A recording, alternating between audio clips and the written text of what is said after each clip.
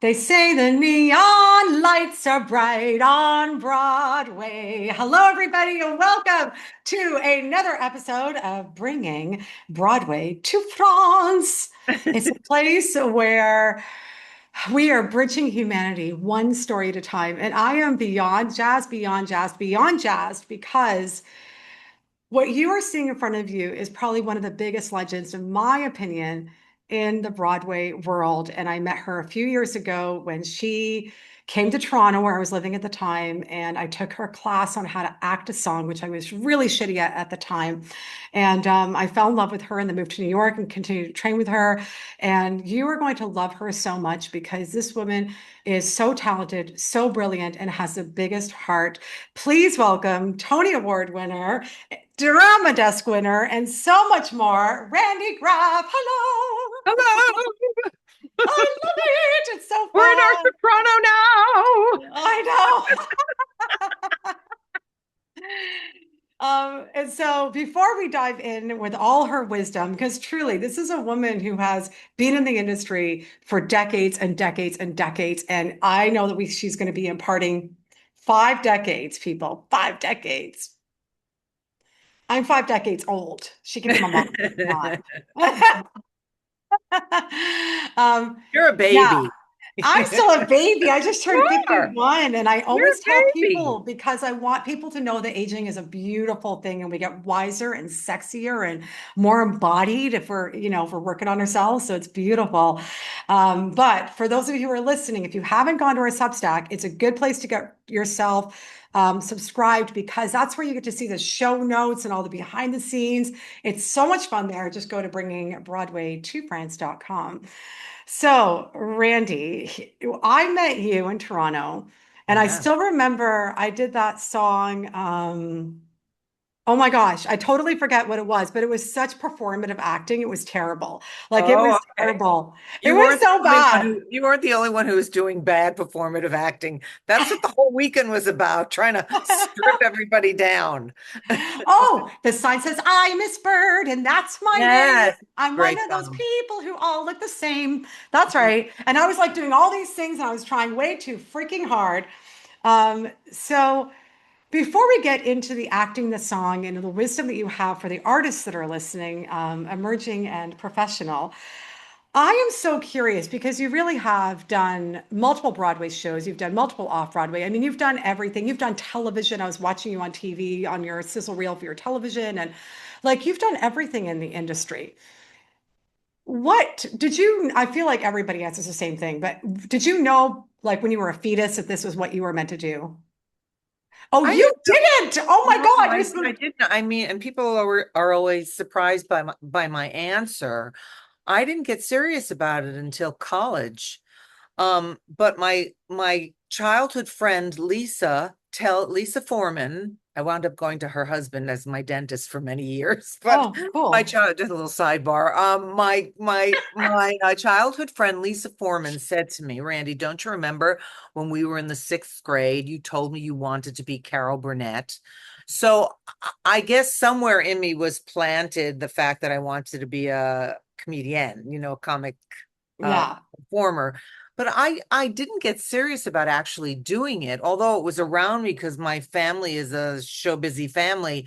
Um, Oh. my uncle, well, it all started with my grandmother who sang at our temple. She had a beautiful soprano voice. My Oh. uncle Jerry was a musical director and an arranger. When I first started out in the business, he played all my auditions for me. I mean, I was like this little pisher, this 20 something who would walk into a room with her own charts that said That's how Randy it's Graff done, on top.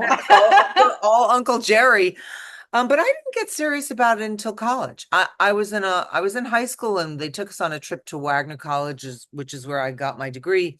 And we went to see a production of The Roar of the Grease Paint, The Smell of the Crowd. Oh, And I fell in love with it and I was transported. And I thought, I'm not even sure it was that good.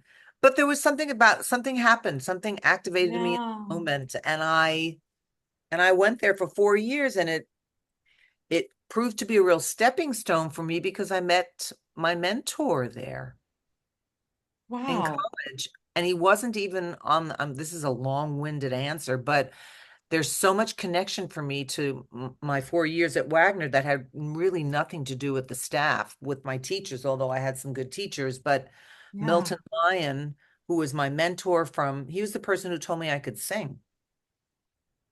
So like from 1970, I got to college in 19, I met him sophomore year. So from 1978 till 1996, Milton was my mentor, and he taught me many, many brilliant, invaluable things. He was fantastic and a little scary about how honest he was with me. Yeah. How blunt he could be about things. Oh, yeah. We need it, but sometimes it's tough. Yes. But he gave me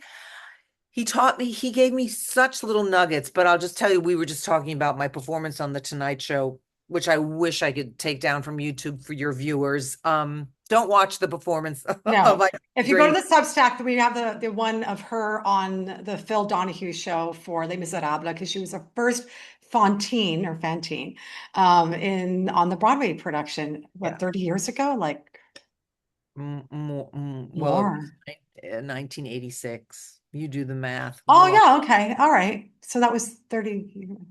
Okay. Yeah. it was a long I don't time know. ago. 40 years ago. I don't know. Anyways, keep Yeah, I going. think I think I'm I sure think some kind of math expert on the 40. other side is going It like, was 40. seriously? It It was was 40 40. years ago. Yeah. I was like, no, that's like 30. Okay. 40 years. Yeah. All Yeah. right. Yeah. But anyway, Yeah. Yes. Milton hooked me up with my first professional voice teacher. He also was the first person who taught me that you have to act through song, which is what I've been teaching now for close to 20 years. And he taught me that a song was a monologue, and he gave me all my original exercises and how to approach it, which I apply some to our class. And Yeah. he also gave me my first break, which introduced me to my first agent, who I had for decades until we parted. But Milton was a catalyst for so many things. It's so amazing when you have that. All you need is one person to believe in you. That's right. Just one. Because there's going to be a lot of people who are going to try to tear you down, whether it's jealousy or they just don't see it. I mean, I tell people I got kicked out of choir when I was in high school. My teacher said, "You can't sing. This is not your gift." Mm. And then I remember when I auditioned for Randolph Academy for the Performing Arts in Toronto, which is a triple threat program. I went in there and I did my monologue. And then, funny enough, I sang and I was like, God, I hope my singing doesn't kill me. And I started with Randy, I dreamed a dream in time gone by. And the whole panel, I mean, these are normally auditions that they don't tell you on the spot, right? I had no singing training at this point. Um, and so I remember they were all whispering after and they said, "You're in for singing." I said, "No, no, I'm a dancer." They said, "You're not a dancer. You're a singer." And I was like, but they said, do you want to be in or not? I was like, yeah. They said, "You're in for singing." I'm like, okay, I guess I have to learn how to sing. Like, because I didn't think I was a singer.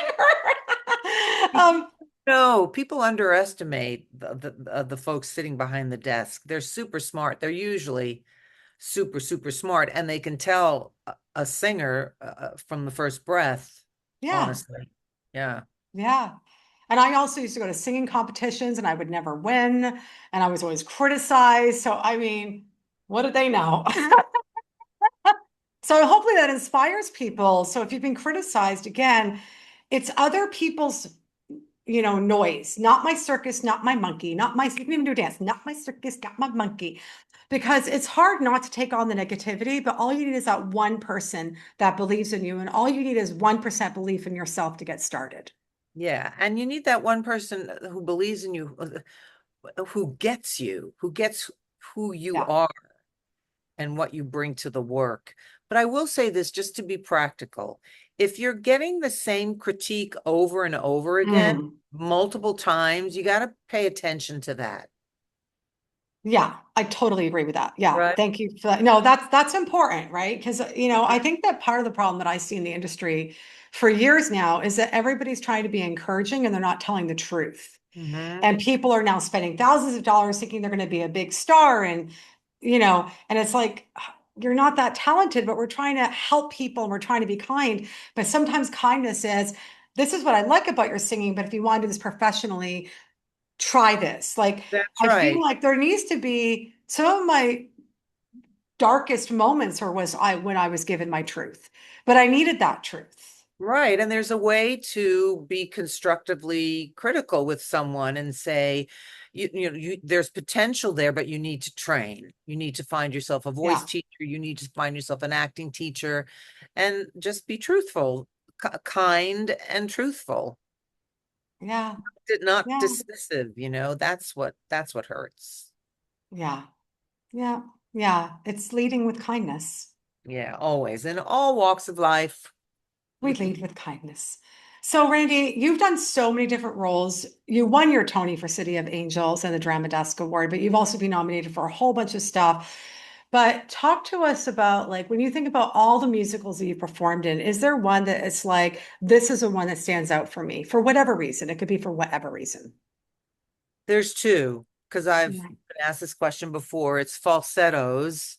I played Trina in falsettos, Yeah. and sometimes a little night music. I played the Countess. Mm. That we that was the most incredible experience of my career. The famous renowned Sondheim Festival in 2002 at the Kennedy Center, where they did 12 different shows in rep. People came all over the world. There is actually a behind the scenes look at the Sondheim Festival at the Kennedy Center on YouTube. That's great. Oh, I'm writing this down. You'll enjoy it, and it's talking to everybody and pictures of what it looked like, and Sondheim's in there, and you felt it was like Cindy. It was like I died and went to musical theater heaven because you would walk through the basement where we all rehearsed of the Kennedy Center, and you'd hear a little night music singing out there, and you'd hear Passion over there, and you'd hear Sweeney Todd over there, and you'd hear all it was insane and just unforgettable. And when you run into, you'll see this on the clip, on the YouTube clip, it's great. But Raul Esparza talks about his experience where they called it Camp Sondheim. I still have my t-shirt that says Camp Sondheim on it. But if you run into someone from that summer, they'll say, remember that summer? It's quite beautiful the way Raul Yeah. speaks to it. But remember that summer, these things just they don't happen. So, and Yeah. Christine Baranski was there, Brian Stokes Mitchell, and Oh, it was like I said this in the was clip. it like It was like being heaven? in the Olympics. It was like being in the Olympics and living in the Olympic Village. That's exactly what it was like. Yeah. When I did a little night music, Kristen Bell, who's now incredibly famous, Yeah.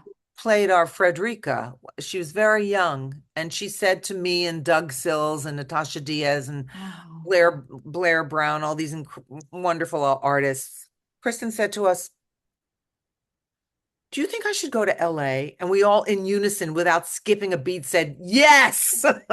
you know? Oh, look how well she's done. Went, and one thing led to the next, and now she's she's an A-lister over there. Yeah. Wonderful person. Wonderful, wonderful person. Oh my gosh, Yeah. Randy. So I want to I want to go to the latest musical that you did because as you know, as artists, we tend to be popular in our, as musical theater people, we tend to be popular in our teens, 20s, and 30s, unless it's a very specific role. You know where I'm going with this. That's And okay. I'm so excited about this. So was it a cut? No, would it be 3 or 4 years ago? It's 4 years ago, Mr. 4 years Saturday, ago, because I was still living in New York. And then I was waiting inside the hotel after, and you're like, no, outside. I'm like, shit, I did because not. it was COVID, right? Yes, that's right. And we all were masking, and then I had to hide inside. And so in your 60s, tell everybody what you got to In my do. late And 60s, your in my late late 60s, 60s, it was tell everybody what you got to do, what you earned. what I earned from working in a Yeah, no, musical no, in my sorry. Let late me rephrase 60s. that. So one of the things that I'm starting to try to use a languaging about, because it's just a lot of like women not holding their power enough. And it's like we want to speak to what we've earned in life, what we've created in life, and hold that power and honor that power. So that's what I meant by that. Yeah. I tell you, I hadn't been on a Broadway stage. Well, this was 4 years ago. So Fiddler on the Roof was the last show I had done on Broadway. That was I closed it in 2005. So Wow. 2022 was Mr. Saturday Night. So I hadn't done a musical on Broadway in that long. I had done some plays. Um, so I was pretty thrilled to work with Jason Robert Brown and Billy Crystal and Amanda Green and John Rando, who I worked with for the third time on that show, who I adore. I took in the moment, like I walked through the stage door and I just didn't take it for granted because stage Yeah. doors I'm not a religious person, but I'm a spiritual person, and I've always Yeah. felt like the theater is the closest thing I get to going to temple. And I would walk through the stage door. I actually have a great picture. I'll text you the picture. It's a great picture of the stage door. Great. And also, it was where Rent was playing, and my husband was the original musical director for Rent. So I had at the Needlander Theater, I had a lot of memories just Oh, flowing back wow. from when Tim and I were dating, and I would go and I would meet him. And, Rent still has a presence in that theater, even though many shows have come Mm. gone at the Nederlander. But when I got back, I walked out on stage. The ghost light was there. Nobody was there yet. And I just stood in the middle of the stage and took it all in. Yeah. And I did the same thing when the show closed because I knew Cindy. Someone commented on how much I couldn't stop crying during the curtain call of the final show because, and I just took in the moment and just eyed the audience up and down, sideways. I just took it all in because I knew I wasn't coming back to Broadway to do a musical because it was so hard. I remember we talked about that.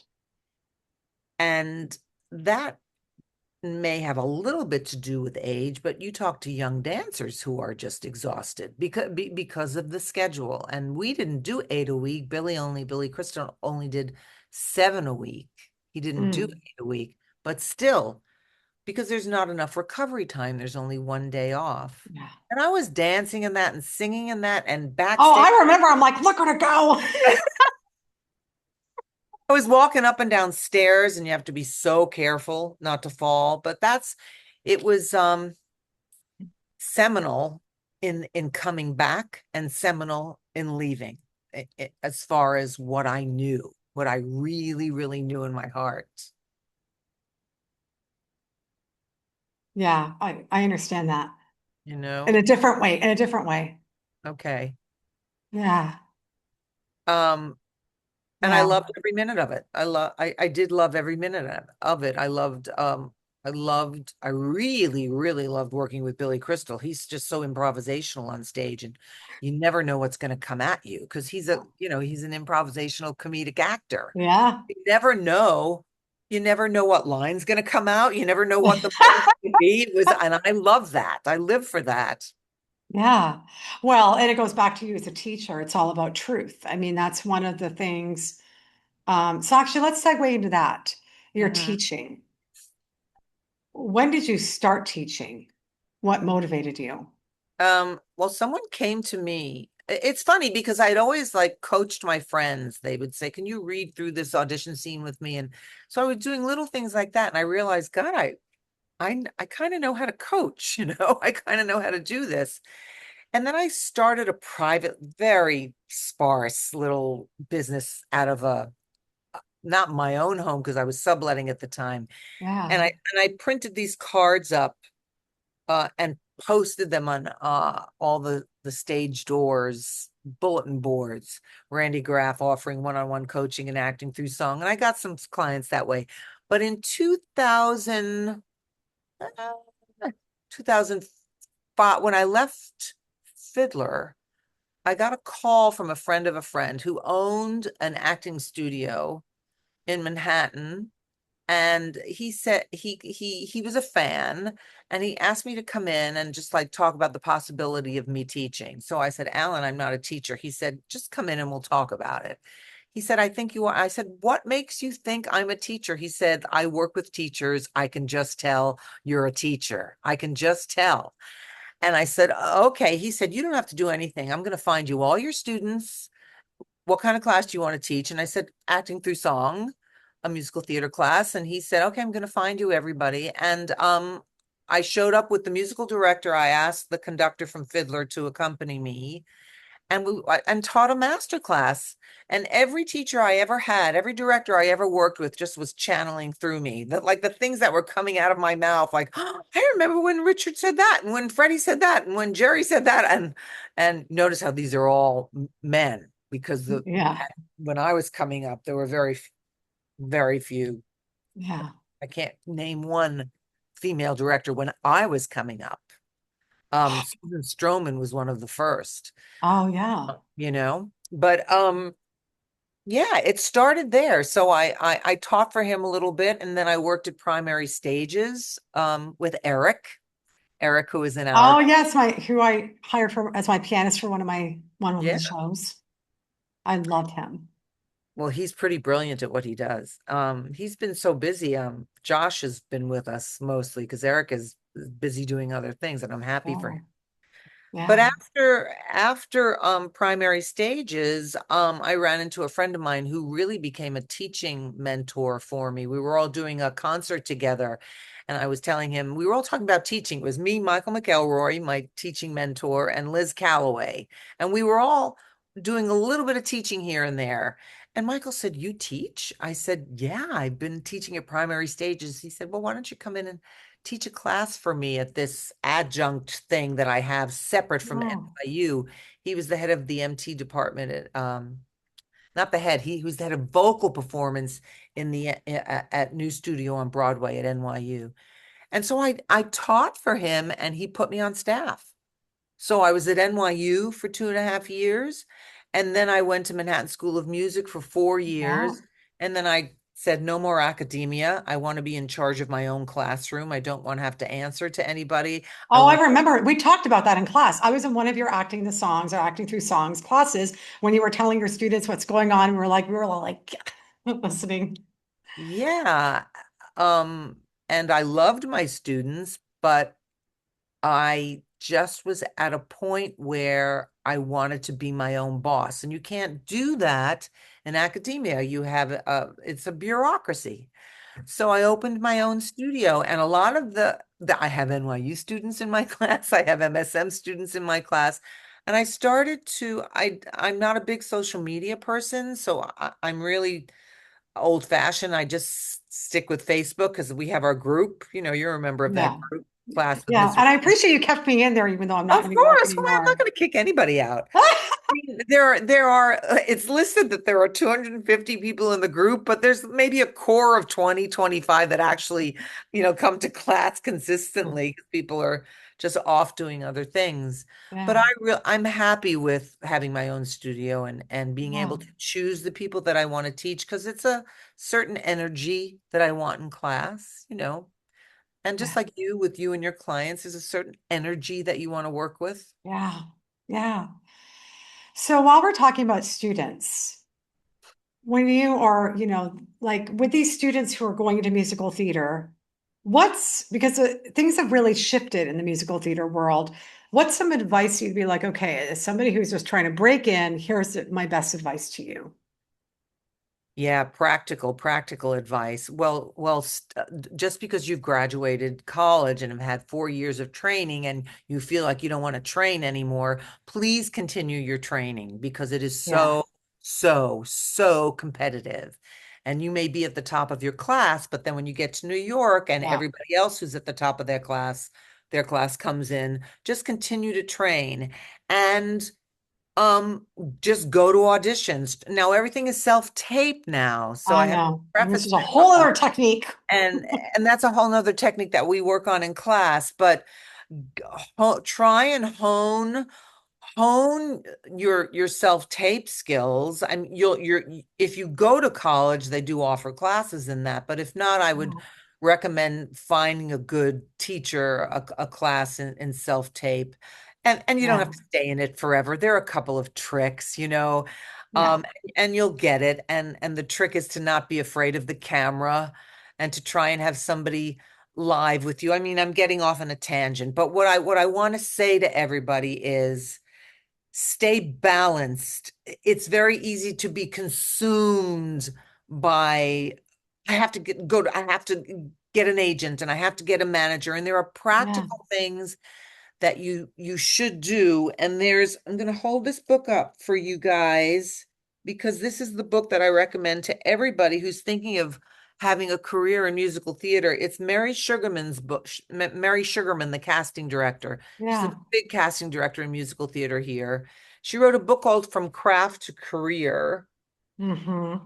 This will answer every question you could possibly have about having a career in the theater, in television, in film. It's a very extremely blunt, yet Yeah. optimistic, practical guide to the steps that you can take. Um, so just when you can get in the room, just get in the room and make sure you're prepared. So have your book prepared. Work with someone on having the material in there that you love to sing and cuts in there that are going to serve you, and seek advice from coaches on this because your book has to represent who you are. Um, Yeah. and go to as many as you can. And you're going to find that sometimes you'll get in the room and people aren't paying attention to you, but try to not hold that against them because they do have lives. If they're on their phone with their kids, let them be on their phone with their kids, but just know that they are there doing their job. Yeah. So you may not think they're paying attention, but do your work. It all goes back to nothing to prove, only to share, you know? Yeah. You're not in there to make fans of them. You're not in there, even if you can just get in this headspace. You're not in there to book. You're in there to just share the story. If There you you go. if you can really hone in on that and make that at your core what you want to do when you go in the room, you'll be a much saner person. And you may not get the call back, but if you do really good work in the room, don't be a jerk, be polite, do good work in the room, and they'll remember you, Yeah. you I know? love that you're talking about this because I don't know if you knew this, but right before COVID, I had interviewed a celebrity at the some Oscars party. And, some of the celebrities and I always end up having like really good conversations, especially because I don't ask questions like, who are you wearing? I ask questions like, what causes are you standing up for in the world? And how are you like, ask these questions, or I ask questions like being a fellow actor, you had this iconic role. What was your process like? So I usually end up with like celebrity friends when I was doing that work because I actually asked questions that made sense to them, that didn't bore them. But this one man, James Dumont, he's been in well over 150 movies, television. He's a guy that you kind of like see and you're like, why do I know that guy? He's Yeah. popular on the Righteous Gemstones. He's done like whatever. I'm not going to list it all. But I was following him on Instagram because again, I tag the people, the celebrities I was interviewing, and I was like, oh, he has something called on-camera workouts. And I'm not really film trained. In musical theater school, I took one class in film training, like on camera. I'm not an on camera, like I'm not a film actor. All right. So I started taking classes with him, and this is going to go back to what you're saying. And he said, you have to understand that you go in there to show them your craft and your point of view, because it's never about that he or she is prettier, that one is a better actor. It's about which interpretation did they prefer. So they might go, Johanna, Johanna was really brilliant, but for this role, she's not quite the right one. I Right. liked this person's perspective more. And that I have to tell you, I wish somebody had told me that in the theater school. I really wish, Yeah. Emily, because there was so Yeah. much, and it didn't help that one of the biggest casting directors in Toronto said to me at Mervis, she was like, "You have more talent than most people I know, but you don't have any sex appeal. I'm never going to hire you." And I was like, "Canada's not. It's a big She country. said that. She said that to you. Yeah, isn't that nasty?" Wow. I was like, right. And I already had a lot of self-esteem issues at that point. But also, Mervis is like, there's not a ton of companies for Broadway type stuff in Toronto. So I'm like, okay, so the one who casting most of the stuff is never going to hire me. But so that was like my experience, but I really wish I knew what I knew now. And that you've been saying, and that I'm now as a grown ass adult saying, um, that you go there and you interpret your truth because that truth is going to read. And they either think that your interpretation is right for the role or they're going to go, that was a great audition. I'm going to keep bringing them back and bringing them Yes, and just bringing get them on the back. list. Get on the list Get on the list, people. and always bring yourself to the role. Yeah. Which I've struggled with. I've Um, struggled with, and you've helped me a lot. Um, of trusting it, especially because in Yeah, my early years, I'm sure you've seen this, it was all about who can belt higher, who right. can, and it was interesting because I just submitted an audition tape for a European wide singing contest. And I apparently, if you're over 50, you go in the senior, the senior singers category. I was like, okay, you're a senior, and and it was interesting because I acted the song. I decided to do Sound of Silence, but not the Hello Darkness, my old friend. Like I went deep into my what's the moment before, and you were in my head, Randy. Like, and I watched it back and I sent it in, even though the vocals were not perfect, because it was truthful, it was raw. There's that piece where it's like, fools, you do not know. You do not know. Silence like a cancer grows like, and I'm feeling this, and my voice is raw, and it didn't matter. And I'm like, this is so vocally not 100% on point. I'm like, but you could tell that you're invested. It doesn't matter. And if they're looking for perfect singing, I'm not going to get it. I mean, apparently they're making a decision today of who's going to actually be on the actual TV show. Um, but you know what? I was like, we've got to, I wish I understood this, that it's about truth and bringing yourself to the table and not trying to compare yourself to others. And I was stuck in that hole for a long Yeah. time. Well, I think that's very natural for people who are just starting out. They have that phrase compare and despair. I always feel like what's going on in the room before you is none of your business. Yeah. Yeah. Yeah. So I want to switch gears because this is about bridging humanity. And we've talked a lot around different pieces and connection and truth. But when you think about whether it's musicals that you've been in or musicals that you've witnessed, you've experienced, is there one musical, Randy, that it's like, this one spoke to me in terms of humanity, or the story of this hit deeply? Because you mentioned it at the beginning around how it's not just fun and games and cheering people up.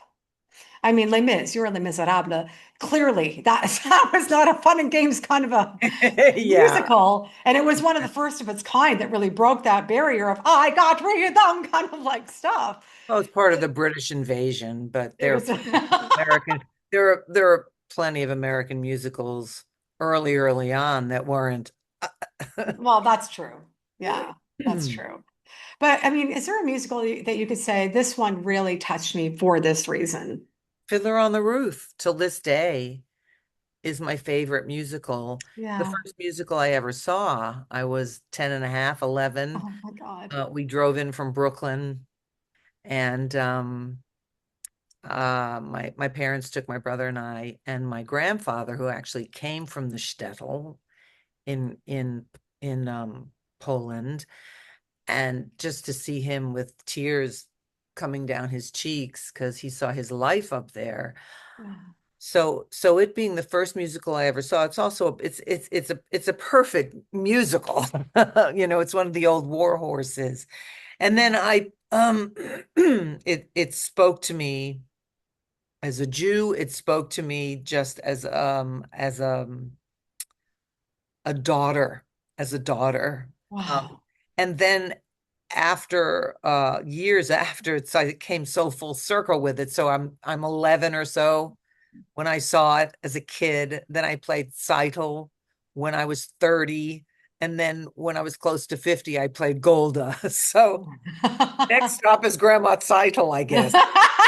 But Fiddler is my all-time favorite musical. It's just a magnificent show, which is why it's done all over the world and it gets Yeah. revised over and over. And I'll tell you a true and funny story. Joe Stein, who wrote the perfect book, not an ounce of fat on it, was in my dressing room in 2004, and he said, when we took Fiddler on the road, when we took it globally, the first place we went was Japan.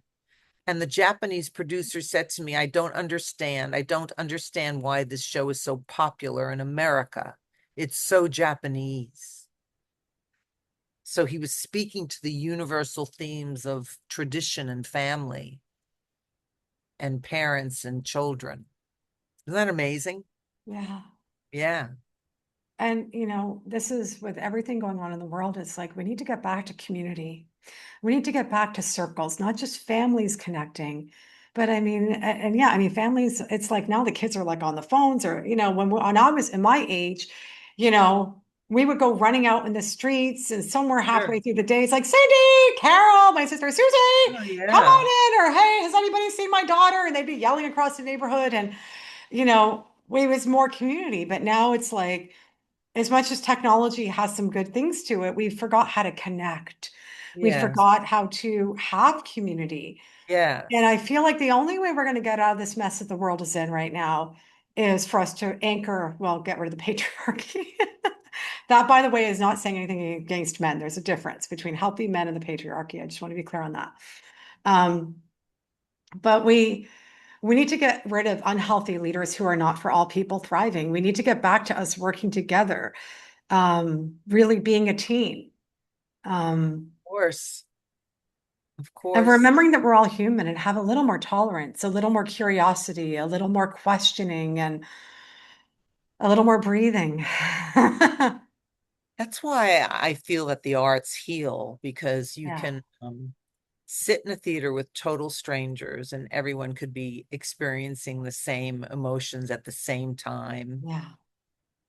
When I went to see the revival of Death of a Salesman, I was probably had the worst seat in the house. I was in the back of the orchestra, all the way to the side. Oh, The faces on stage were blurry, but I'm telling you, Cindy, I felt everything because those actors were so good in and the play and the direction. And um, there's a story that when Death of a Salesman first came out, and it came out after World War II, and there were a lot of men that came to see the men who came took their wives to the theater. I don't think they had any idea what they were in for. And this was after World War II.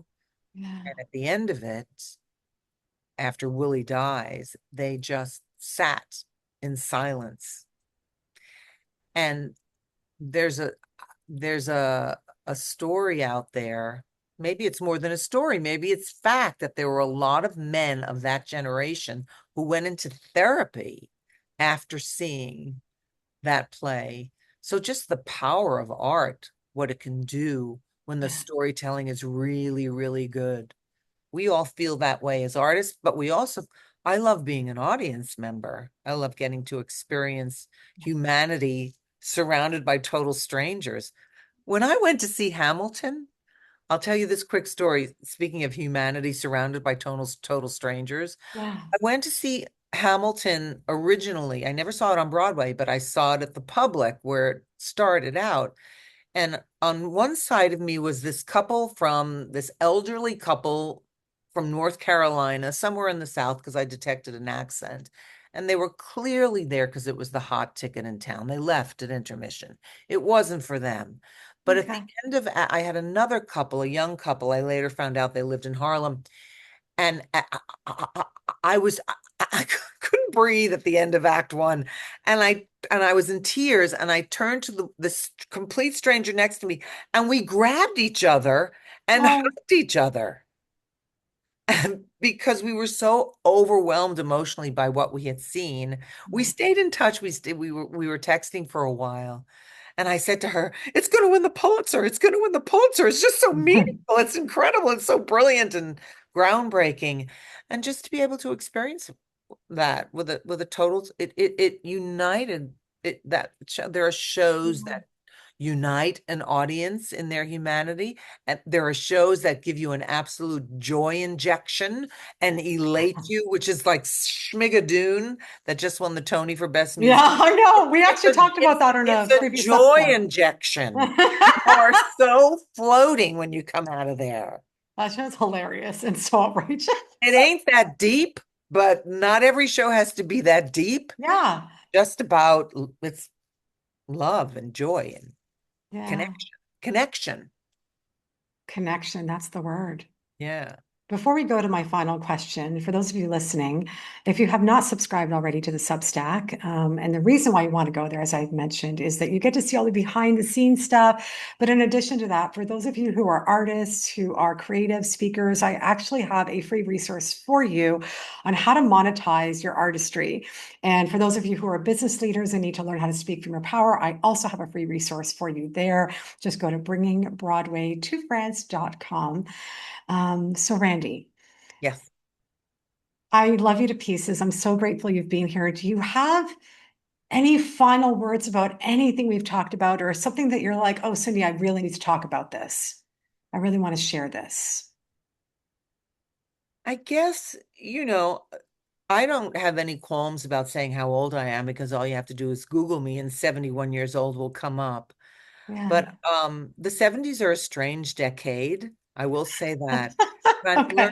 I'm learning more and more to that aging is a privilege and that you shouldn't take anything for granted because anything can happen at any given moment. And this is all to say to everyone, be present. Be Be present present.